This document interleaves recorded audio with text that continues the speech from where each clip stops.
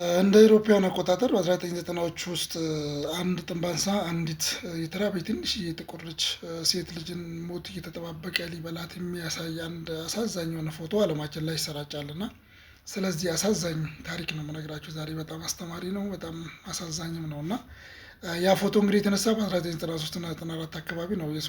በሱዳን በተከሰተ ረሃብ ወቅት ነው እና የተነሳው አንድ ደቡብ አፍሪካዊ ጋዜጠኛ ነው፣ ኬቪን ካርተር ይባላል እና ይህንን ፎቶ አስገራሚ ፎቶ አንስቶ ለዓለም አሰራጭቶ የተለያዩ ውድድሮች ተወዳድሮበት ያሸንፍበታል እና እንግዲህ ይሄ ፎቶ በጣም አነጋግሯል። በጣም ዓለም ላይ ብዙ ነገሮች እንዲፈጠሩም አድርጓል። ነገር ግን ታሪኩ የሚጀምረው ኬቪን ካርተር ይህንን ሽልማት ካሸነፈ በኋላ ድሉን አላጣጣመም። እንደውም አልፎ ተርፎ ራሱን አጥፍቶበታል። ራሱን አጥፍቷል እና ለምን ራሱን ሊያጠፋ ቻለ? ይሄ ጋዜጠኛ፣ ይሄ ካሜራማን ለምን ራሱን ሊያጠፋ ቻለ? እንግዲህ በዓለም አቀፍ ደረጃ ዋና ዋና ጣቢያዎች እና ኔትወርኮች ላይ እንዲህ ላለው ፎቶግራፍ ጥበብ ሲከበር እሱም በተገኘበት በተለያየ አይነት ውድድሮች ተወዳድሮ አሸንፎበታል። እንግዲህ ኬቪን ካርተር ከዛ በኋላ ግን ከፍተኛ የመንፈስ ጭንቀት ውስጥ ገባ። በጣም የተለያየ አይነት ዲፕሬሽን ውስጥ ገብቶ ራሱን ሱሳይድ እንዲያደርግ ያደረገው ነገር ምንድን ነው? እንግዲህ ኬቪን ካርተር የመንፈስ ጭንቀት የጀመረው ከቃለ መጠይቆቹ አንዱ በስልክ ቃለ መጠይቅ ያደርግለታል እና ቃለ መጠይቆቹ መሀልም ምን ይለዋል? ሁለት ጥንብ አንሳዎች ነበሩ እዛ አካባቢ ይለዋል። እንዴት ሲለው አንዱ ጥንብ አንሳ አንተ ነህ፣ ምን ለማለት ፈልገህ ነው ሲለው ልጅቷ የታለች ይለዋል። ልጅቷ የታለች? አሁን ልጅቷ ምን ደረጃ ደርሳለች? አንተ እሺ ፎቶን አነሳ፣ ፎቶን አንስተህ የተለያየ አይነት ውድድር ቦታ ተወዳደርክበት፣ አሸነፍክበት፣ ትልቅ ሰው ተባልክበት፣ ጥሩ የሆነ ገቢ አግኝተህበታል። ግን ልጅቷ የት ነው ያለችው? ልጅቷን ምን አረካት ይለዋል እና በዚህን ሰዓት ይደነግጣል።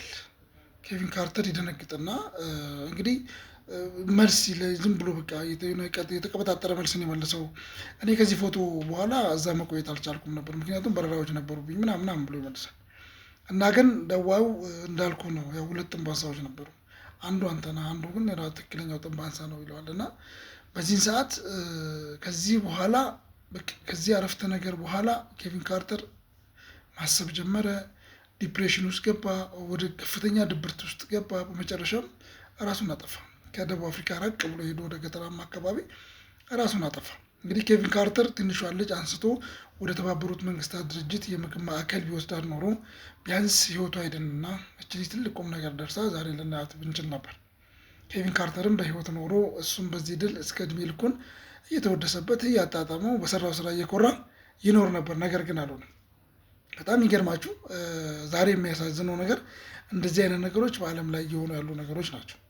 እንግዲህ ዓለም ሌላኛውን በመጉዳት በአንደኛው ሞኝነት ወይም በአንደኛው ላይ ኢሰብአዊ ድርጊት በመፈጸም ሀገራትም ጭምር የአንዱ ሀገር ማደግ ወይም የአንዱ ግለሰብ መበልጸግ የአንደኛው መሞት ወይም የአንደኛው መጎዳት ሆኖም እየታሰበ ያለበት ሰዎች ለማዳን ተፈጥረን አንዳችንን ለመርዳት ተፈጥረን ነገር ግን ሳናረገን ቀርና እነዛ ነገሮች ትልቅ ዋጋ ሲያስከፍሉ እናያለን። እና ኬቪን ካርተርም እንግዲህ የገጠመው ነገር ይሄ ነው። እንግዲህ ልጅቷን ከዛ ቦታ ሊወስዳ ይገባ ነበር። ቢችል እንደው ራሱ ጋር ወስዶ ሊያሳድጋት ይችል ነበር፣ ምክንያቱም ጥሩ ደረጃ ያለ ሰው ነው። እሱ ግን አላደረገውም። እንግዲህ እዚህ ላይ ያለው ኢሰብአዊ ከተፈጸመ በኋላ ፎቶውን ለማንሳት ብዙ ጊዜ ነበረው፣ ነገር ግን የልጅቷን ህይወት ለማዳን ጊዜ አልነበረው። አያችሁ፣ ሰዎች የራሳቸውን ነገር ጥቅማቸውን ለማግኘት በአካባቢያችን ብዙ ነገር ያደርጋሉ። ብዙ ማስጌጦች ሲያደርጉ እናያለን። እኛን ለመርዳት ወይም ደግሞ እኛ ጋር ያለውን ነገር ደግሞ በዛው ልክ ለመክፈል ደግሞ ጊዜ አይኖራቸው። ስለዚህ ሁላችንም መረዳት ያለብን የህይወት ዓላማ ህይወትንም ማዳን እንደሆነ ማወቅ አለብን። ካልሆነ ግን ሁላችንም እንደ ጥንብ አንሳ ሆነን ማለት ነው። በምናደርገውም ሁሉ ከሁኔታዎች ልናተርፍ የምንችለው ነገር ቢኖር የሰው ልጅን ማስቀደም መቻል አለብን። የሰው ልጅን ትርፍ ማስቀደም መቻል አለብን ነው የተፈጥሮ ህግ ነው። በነገራችን ላይ ይሄ በምናደርገው ነገር ሁሉ ሁሌም ስለ ሌሎችን ማሰብ መቻል አለብን። እንዴት ለሰው ልጅ ጥቅም እንደሆን፣ እንዴት ሰዎችን መርዳት እንደምንችል፣ ሰው መሆናችን ብቻን በቂ እንደሆነ ማወቅ መቻል አለብን።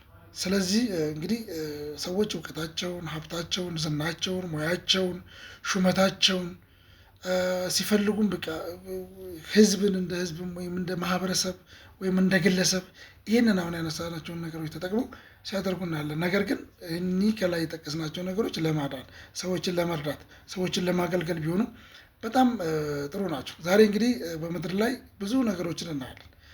የሁሉ ቻይ የሆነው እግዚአብሔርም ከምናደርጋቸው ነገሮች ባሻገር ሰዎችን እንድንረዳ አድርጎ ፈጥሮን ያንን ነገር ሲያጣ ተፈጥሮም ያዝንብናል፣ አምላክም ያዝንብናል። እና እነዚህን ነገሮች ማስተማሪያዎችን መጠቀም መቻል አለብን እላለሁ። አመሰግናለሁ።